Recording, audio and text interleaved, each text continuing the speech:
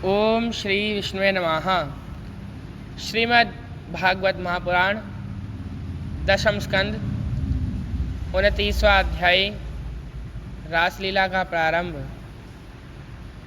श्री सुखदेव जी कहते हैं, परीक्षित, शरद ऋतु थी। उसके कारण बेला, चमेली आदि सुगंधित पुष्प खिलकर महम महम महक रहे थे। भगवान ने चीरहरण के समय गोपियों को जिन रात्रियों का संकेत किया था, वे सब की सब पूंजीभूत होकर एक ही रात्रि के रूप में उल्लासित हो रही थी। भगवान ने उन्हें देखकर दिव्य बनाया। गोपियां तो चाहती ही थी। अब भगवान ने भी अपनी अचिंत्य महाशक्ति योग माया के सहारे उन्हें निमित्त बनाकर रसमयी रास क्रीड़ा करने का संकल्प किया। अमना होने पर भी उन्होंने अपने प्रेमियों की इच्छा पूर्ण करने के लिए मन स्वीकार किया। भगवान के संकल्प करते ही चंद्रदेव ने प्राची दिशा के मुखमंडल पर अपने शीतल किरण रूपी कर कमलों से लालिमा की रोली केसर मल दी।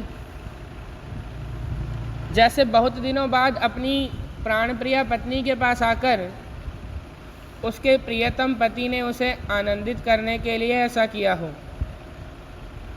इस प्रकार चंद्रदेव ने उदय होकर न केवल पूर्व दिशा का प्रत्युत संसार की समस्त चर अचर प्राणियों का संताप,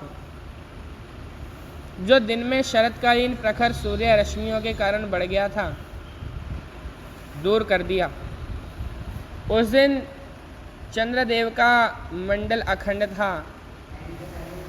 पूर्णिमा की रात्रि थी। वे नूतन केसर के समान लाल लाल हो रहे थे। कुछ संकोच मिश्रित अभिलाषा से युक्त जान पड़ते थे। उनका मुखमंडल लक्ष्मी जी के समान मालूम हो रहा था। उनकी कोमल किरणों से सारा वन अनुराग के रंग में रंग गया था। वन के कोने कोने में उन्होंने अपनी चांदनी के द्वारा अमृत का समुद्र उड़ेल दिया था।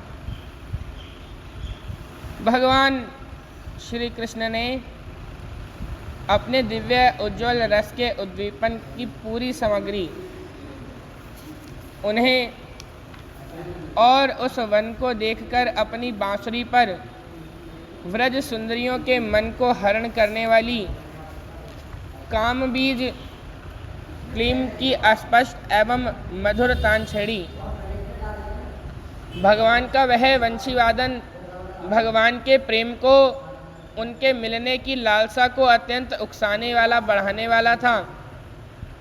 यूँ तो श्याम सुंदर ने पहले से ही गोपियों के मन को अपने वश में कर रखा था। अब तो उनके मन की सारी वस्तुएं भय, संकोच, धैर्य, मर्यादा आदि की वृत्तियां भी छीन ली। वंशी ध्वनि सुनते ही उनकी विचित्र गति हो गई। जिन्होंने एक साथ साधना की थी श्री कृष्ण को पति रूप में प्राप्त करने के लिए, वे गोपियां भी एक दूसरे को सूचना ना देकर, यहाँ तक कि एक दूसरे से अपनी चेष्टा को छिपाकर जहाँ वे थे वहाँ के लिए चल पड़ी। परीक्षित वे इतने वेग से चल रही थी कि उनके कानों के कुंडल झोंके खा रहे थे। वंशी ध्वनि सुनकर जो गोपियां दूध दूह रही थी, वे अत्यंत उत्सुकतावश दूध दूहना छोड़कर चल पड़ी। जो चूल्हे पर दूध औटा रही थी, वे उफनता हुआ दूध छोड़कर, और जो लपसी पका रही थी, वे पकी हुई लपसी बिना उतारे ही ज्यों की त्यों छोड़कर चल दी।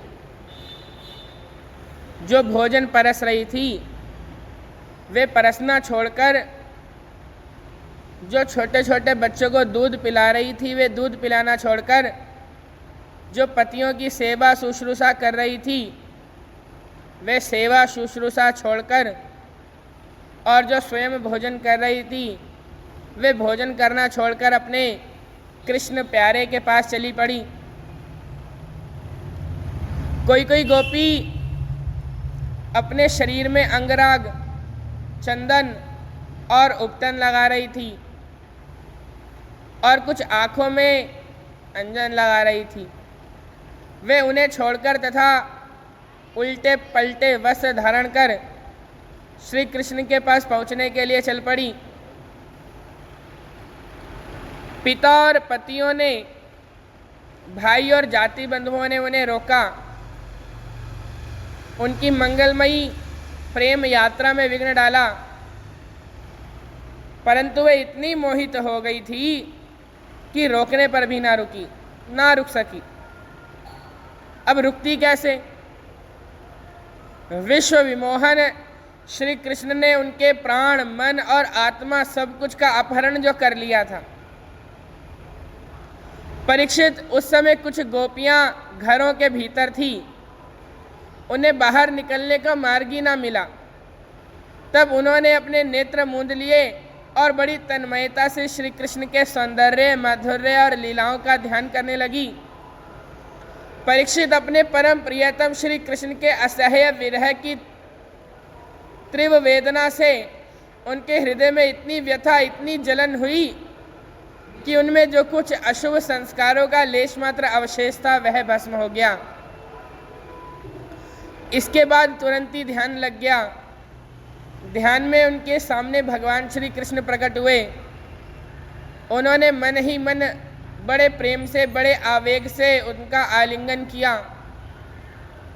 उस समय उन्हें इतना सुख, इतनी शांति मिली कि उनके सब के सब पुण्य के संस्कार एक साथ ही क्षीण हो गए। परीक्षित, यद्यपि उनका उस समय श्री कृष्ण के प्रति जार भाव भी था, तथापि कहीं सत्य वस्तु की भाव की अपेक्षा रखती है।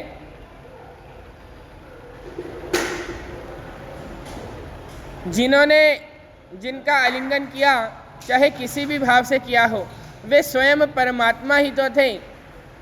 इसीलिए उन्होंने पाप और पुण्य रूप कर्म के परिमाण से बने हुए गुणमय शरीर का परित्याग कर दिया। भगवान की लीला में सम्मिलित होने के योग्य दिव्य अप्राकृत शरीर प्राप्त कर लिया।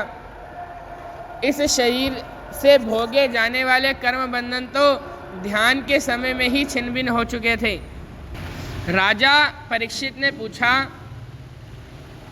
भगवान, गोपियां तो भगवान श्री कृष्ण को केवल अपना परम प्रियतम ही मानती थी, उनका उनमें ब्रह्म भाव नहीं था। इस प्रकार उनकी दृष्टि प्राकृत गुणों में ही आसक्त दिखती है। ऐसी स्थिति में उनके लिए गुणों के प्रवाह रूप इस संसार की निवृत्ति कैसे संभव हुई? श्री सुखदेव जी कहते हैं, परीक्षित, मैं तुमसे पहले ही कह चुका हूँ कि चेदीराज शिशुपाल भगवान के प्रति द्वेष भाव रखने पर भी अपने प्राकृत शरीर को छोड़कर अप्राकृत शरीर से उनका पार्षद हो गया। ऐसी स्थिति में जो समस्त प्रकृति और उसके गुणों से अतीत भगवान श्री कृष्ण की प्यारी हैं और उनसे अनन्य प्रेम करती हैं, वे गोपियां उन्हें प्राप्त हो जाएं, इसमें कौन सी आश्चर्य की बात है? परीक्षित, वास्तव में भगवान प्रकृति संबंधी वृद्धि, विनाश, प्रमाण, प्रमेय और गुणगुणी भाव से रहित हैं। वे अचिंत्य, अनंत, अप्राकृत, परम कल्याण स्वरूप गुणों के एकमात्र आश्रय हैं। उन्होंने यह जो अपने को तथा अपनी लीला को प्रकट किया है, उसका प्रयोजन केवल इतना ही है कि जीव उसके सहारे अपना परम कल्याण संपादन करे। इसलिए भगवान से केवल संबंध हो जाना चाहिए। वह संबंध चाहे जैसा हो, काम का हो, क्रोध का हो या भय का हो, स्नेह, नातेदारी या सौहार्द का हो, चाहे जिस भाव से भगवान में नित्य निरंतर अपनी वृत्तियां जोड़ दी जाएं, वे भगवान से ही जुड़ती हैं। इसलिए वृत्तियां भगवानमय हो जाती हैं और उस जीव को भगवान की ही प्राप्ति होती है। परीक्षित, तुम्हारे जैसे परम भागवत भगवान का रहस्य जानने वाले भक्त को श्री कृष्ण के संबंध में ऐसा संदेह नहीं करना चाहिए। योगेश्वरों के भी ईश्वर अजन्मा भगवान के लिए भी यह कोई आश्चर्य की बात है? अरे, उनके संकल्प मात्र से, बाहों के इशारे से सारे जगत का परम कल्याण हो सकता है। जब भगवान श्री कृष्ण ने देखा कि व्रज की अनुपम विभूतियां गोपियां मेरे बिल्कुल पास आ ही गई हैं, तब उन्होंने अपनी विनोद भरी वाक चातुरी से उन्हें मोहित करते हुए कहा, क्यों ना हो, भूत भविष्य और वर्तमान काल के जितने वक्ता हैं उनमें वे ही तो सर्वश्रेष्ठ हैं। भगवान श्री कृष्ण ने कहा, महाभाग्यवती गोपियों, तुम्हारा स्वागत है। बतलाओ, तुम्हें प्रसन्न करने के लिए मैं कौन सा काम करूं? व्रज में तो सब कुशल मंगल है ना? कहो, इस समय यहाँ आने की क्या आवश्यकता पड़ गई? सुंदरी गोपियों, रात का समय है। यह स्वयं ही बड़ा भयावना होता है और इसमें बड़े बड़े भयावने जीव जंतु इधर उधर घूमते रहते हैं। अब तुम सब तुरंत व्रज में लौट जाओ।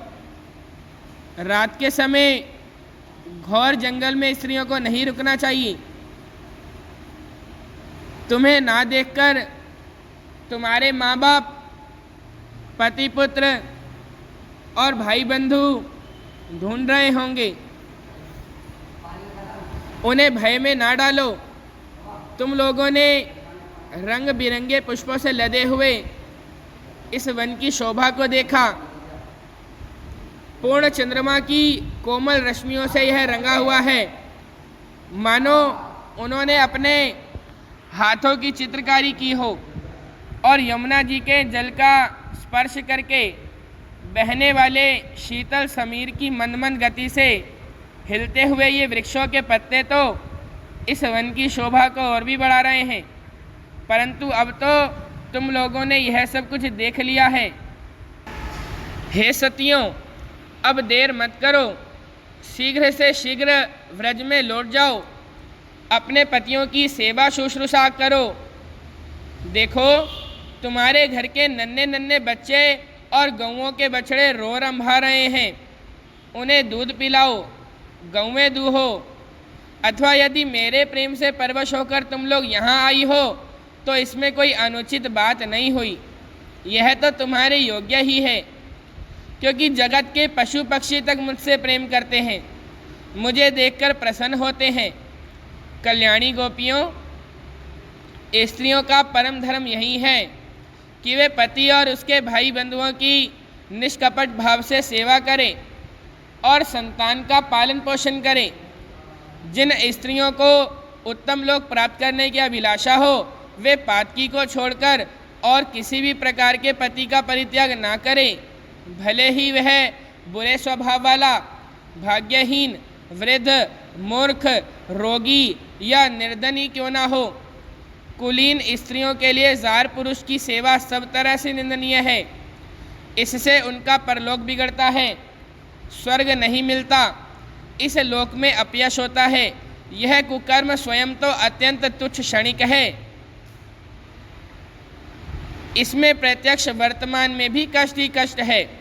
मोक्ष आदि की तो बात ही कौन करे। यह साक्षात परम भय नरक आदि का हेतु है। गोपियों, मेरी लीला और गुणों के श्रवण से, रूप के दर्शन से, उन सब के कीर्तन और ध्यान से मेरे प्रति जैसे अनन्य प्रेम की प्राप्ति होती है, वैसे प्रेम की प्राप्ति पास रहने से नहीं होती। इसीलिए तुम लोग सभी अपने अपने घर लौट जाओ। श्री सुखदेव जी कहते हैं, परीक्षित, भगवान श्री कृष्ण का यह अप्रिय भाषण सुनकर गोपियाँ उदास खिन्न हो गई, उनकी आशा टूट गई। वे चिंता के अथार एवं अपार समुद्र में डूबने उतर आने लगी। उनके बिंबाफल पके हुए कुंदरू के समान लाल लाल और अधर शोक के कारण चलने वाली लंबी और गर्म सांस से सूख गए। उन्होंने अपने मुंह नीचे की ओर लटका लिए। वे पैर के नखों से धरती कुरेदने लगी।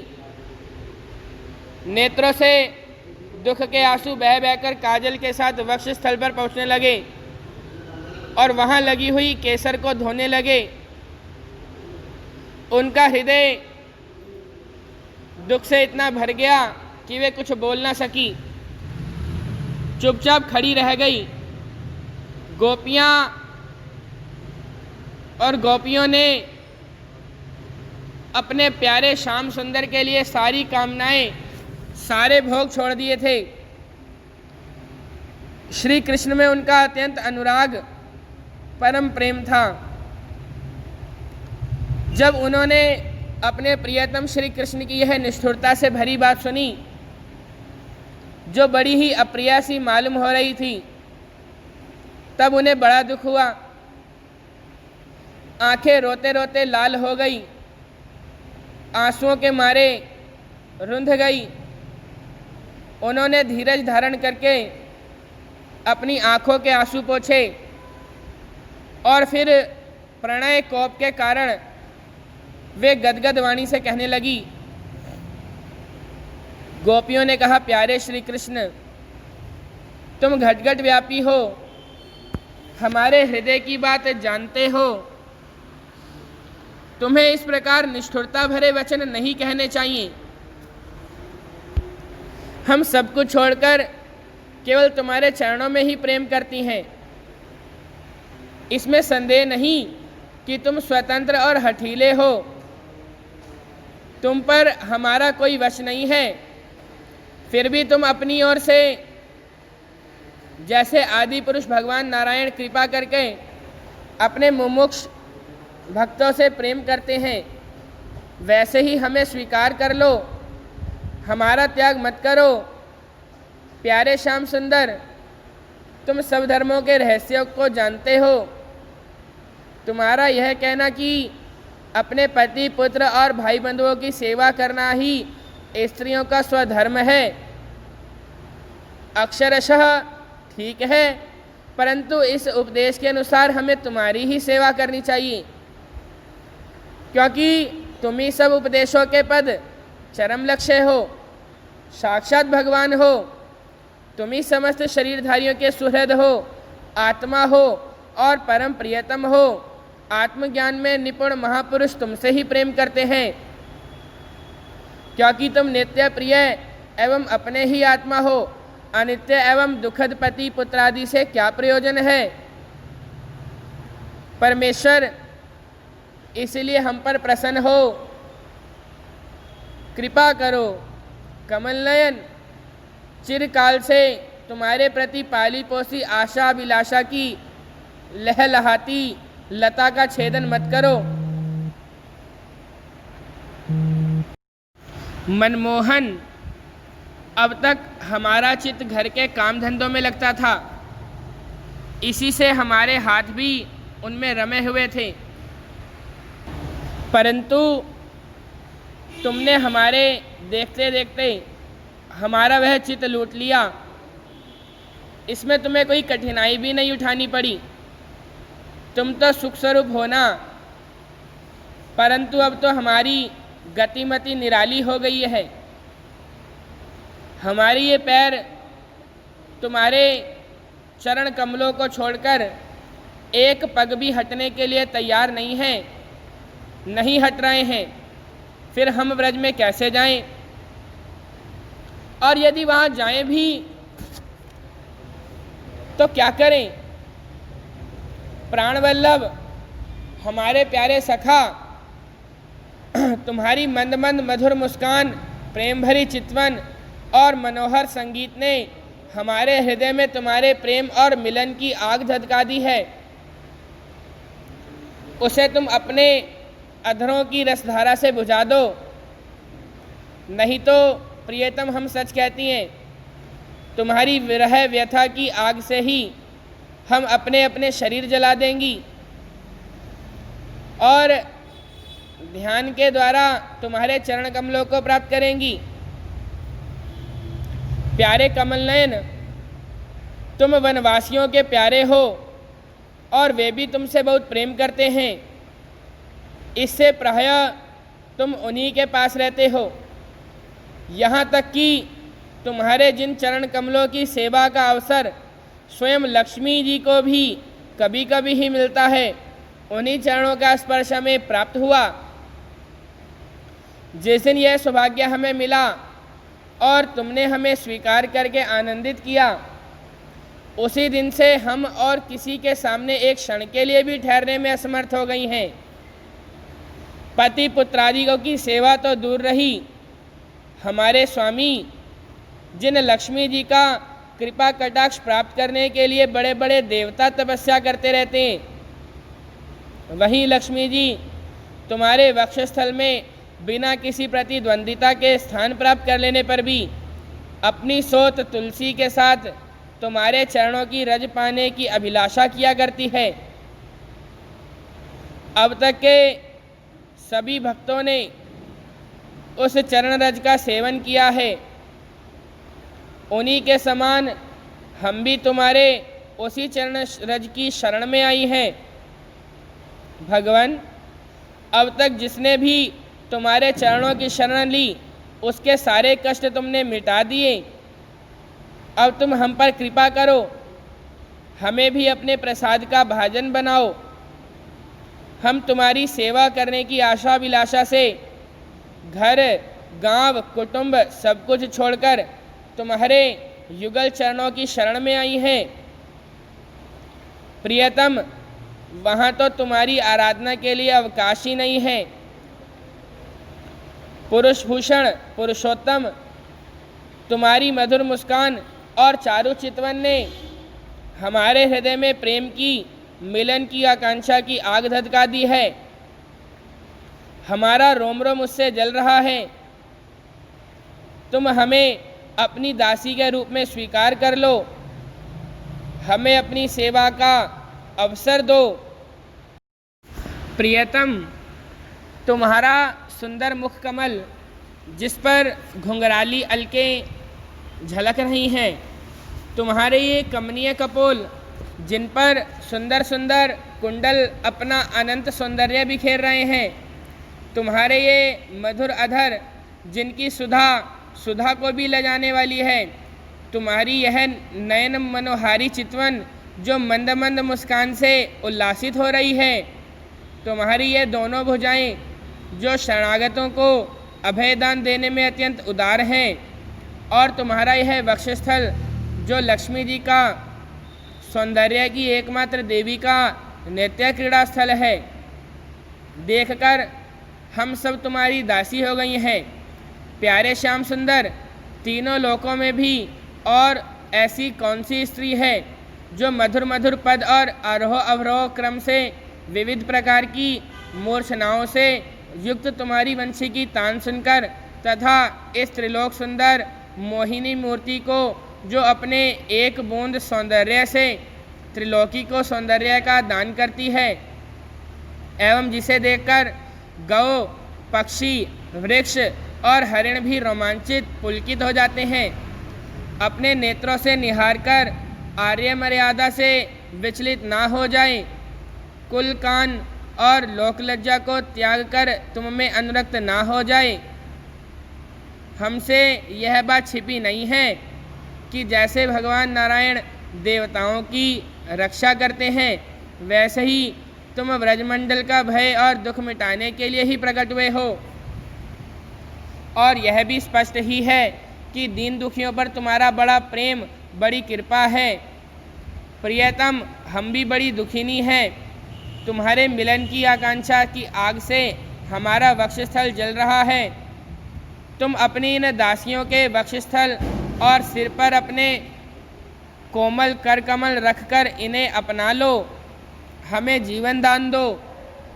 श्री सुखदेव जी कहते हैं, परीक्षित, भगवान श्री कृष्ण सनकादि योगियों और शिवादि योगेश्वरों के भी ईश्वर हैं। जब उन्होंने गोपियों की व्यथा और व्याकुलता से भरी वाणी सुनी, तब उनका हृदय दया से भर गया।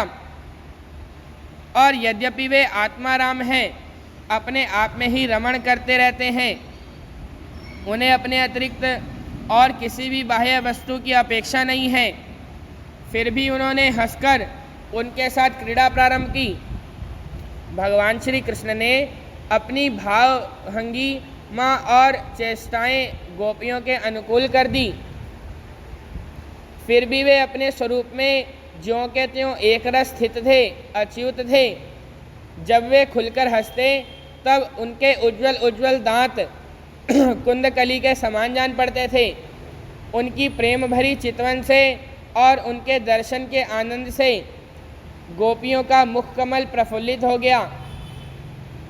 वे उन्हें चारों ओर से घेर कर खड़ी हो गई। उस समय श्री कृष्ण की ऐसी शोभा हुई मानो अपनी पत्नी तारिकाओं से घिरे हुए चंद्रमा की ही हो। गोपियों के शत शत यूथों के स्वामी भगवान श्री कृष्ण वैजयंती माला पहने वृंदावन को शोभायमान करते हुए विचरण करने लगे। कभी गोपियाँ अपने प्रियतम श्री कृष्ण के गुण और लीलाओं का गान करती, तो कभी श्री कृष्ण गोपियों के प्रेम और सौंदर्य के गीत गाने लगते। इसके बाद भगवान श्री कृष्ण ने गोपियों के साथ यमुना जी के पावन पुलिन पर, जो कपूर के समान चमकीली बालू से जगमगा रहा था, पदार्पण किया। वह यमुना जी की तरल तरंगों के स्पर्श से, शीतल और कुमुदिनी की सहज सुगंध से, सुवासित वायु के द्वारा सेवित हो रहा था। उस आनंदप्रद पुलिन पर भगवान ने गोपियों के साथ क्रीड़ा की। हाथ फैलाना, आलिंगन करना, गोपियों के हाथ दबाना, उनकी चोटी, जांघ, नीवी और स्तन आदि का स्पर्श करना, विनोद करना, नक्षत करना, विनोदपूर्ण चितवन से देखना और मुस्काना, इन क्रियाओं के द्वारा गोपियों के दिव्य कामरस को, परमोज्वल प्रेम भाव को उत्तेजित करते हुए भगवान श्री कृष्ण उन्हें क्रीड़ा द्वारा आनंदित करने लगे। उदार शिरोमणि सर्वव्यापक भगवान श्री कृष्ण ने जब इस प्रकार गोपियों का सम्मान किया, तब गोपियों के मन में ऐसा भाव आया कि संसार की समस्त स्त्रियों में हम ही सर्वश्रेष्ठ हैं, हमारे समान और कोई नहीं है। वे कुछ मानवती हो गई। जब भगवान ने देखा कि इन्हें तो अपने सुहाग का कुछ गर्व हो आया है और अब मान भी करने लगी हैं, तब वे उनका गर्व शांत करने के लिए तथा उनका मान दूर कर प्रसन्न करने के लिए उनके बीच में ही अंतर्धान हो गए। और इस प्रकार दशम स्कंद का 29वां अध्याय संपूर्ण हुआ। बोलो बांके बिहारी लाल की जय। बोलो नारायण भगवान की जय।